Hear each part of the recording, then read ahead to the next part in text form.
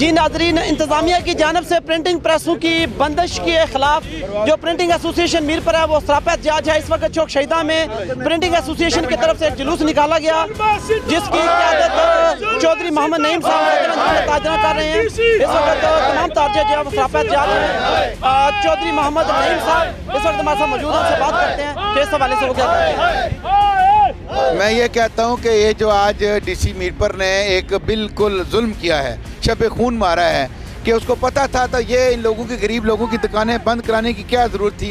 इन लोगों का case already Kashmir council के पास से दरखास्तें जमा हैं, तो मैं समझता हूँ ये बहुत बड़ी ज्यादती है। ये नायल सा डीसी है, इसको किसी बात की समझ नहीं है। इसने खुद अपनी अपनी ज़िद और अना की खातिर ये दुकानें बंद की हैं। तो मैं ये कहता हूँ कि जो इनसे ऊपर लोग हैं उनको ये फ़ौरन नोटिस देना चाहिए और ये दुकानें इन गरीबों की खुलवानी चाहिए। आप ये बताएं कि जो इंतज़ामिया की जानब से प्रिंटिंग प्रेसों की बंदिश जो आज ये अमल उन्होंने किया, इस हवाले से कोई नोटिस आपको इससे पहले या कोई वार्निंग जारी की गई? असल पहले तो इंतज़ामिया के इल्म में नहीं है कि कानून है क्या, कोई नोटिस जारी नहीं हुआ। हम ऑलमोस्ट सब ने अप्लाई किया हुआ NOC के लिए और सबको ज़रूरत भी नहीं है। प्रेस एंड पब्लिकेशन ऑर्डिनेंस के तहत कानून ये है कि अगर हम अप्लाई कर देते हैं और 30 दिन तक इंतज़ामिया हमें NOC जारी नहीं करती तो वो NOC ही होगा, हम काम शुरू कर सकते हैं। लेकिन जब हम इनके पास जाते हैं तो इनके इल्म में ही नहीं है कि प्रेस एंड पब्लिकेशन ऑर्डिनेंस है क्या। DC साहब को भी कोई पता नहीं है कि कानून है क्या, ना ही AC साहब को पता है। उन्होंने बस इसी तरह भेजे हमारे पास बंदे और हम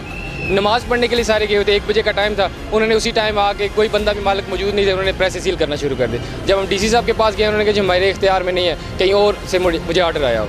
इस तरह की ये कितनी दुकानें टोटल जो सील हुई हैं? 10 दुकानें उन्होंने सील की हैं।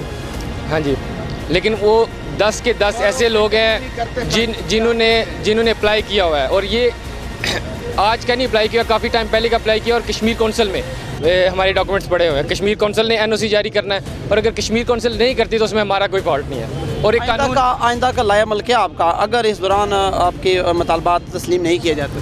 कल योम तसीस है, इस वजह से हम कल के दिन के एहतराम में हम कल कोई एहतजाज नहीं करेंगे। अगर 25 तारीख को 11 बजे तक हमारी दुकानें ना खोलेंगी तो हम इसी चौक में होंगे और फिर हम उस वक्त तक धरना देंगे जब तक ये इंतजामिया घुटने नहीं टेकेगी। और DC साहब को चाहिए कि पहले वो कानून जाके चेक करें कि कानून है क्या। जब इनके इल्म में ही नहीं है तो फिर ये किस तरह आगे इम्प्लीमेंट कर रहे हैं। गैर कानूनी तौर पर दुकानों की बंदिश की गई है और ये 11 बजे का हमारी तरफ से फाइनल टाइम है। अब हम DC साहब के पास नहीं जाएंगे। प्रिंटिंग स्ट्रीट की प्रेस थी और आगे शहर की ओर एकदम जो है उनको बंद किया गया बदू किसी नोटिस के। ये गैर आईनी इक़दाम है।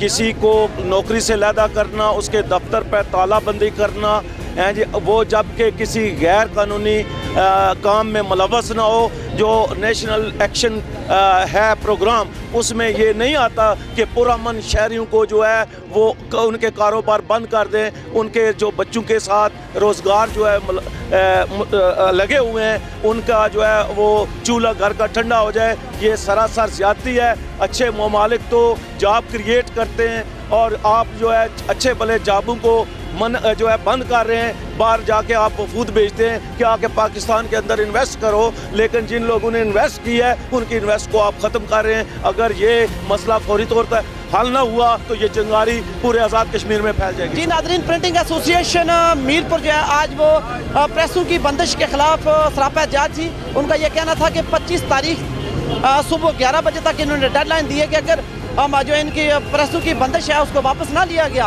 तो चौक शहीदा में और पूरे मीरपुर में वो धरना देंगे और जब तक मुतालबात तस्लीम नहीं होते वो अपना धरना जारी रखेंगे। कैमरामैन मोहम्मद अमाद के साथ राजेश फाकिद, अदालत न्यूज़, मीरपुर, आज़ाद कश्मीर।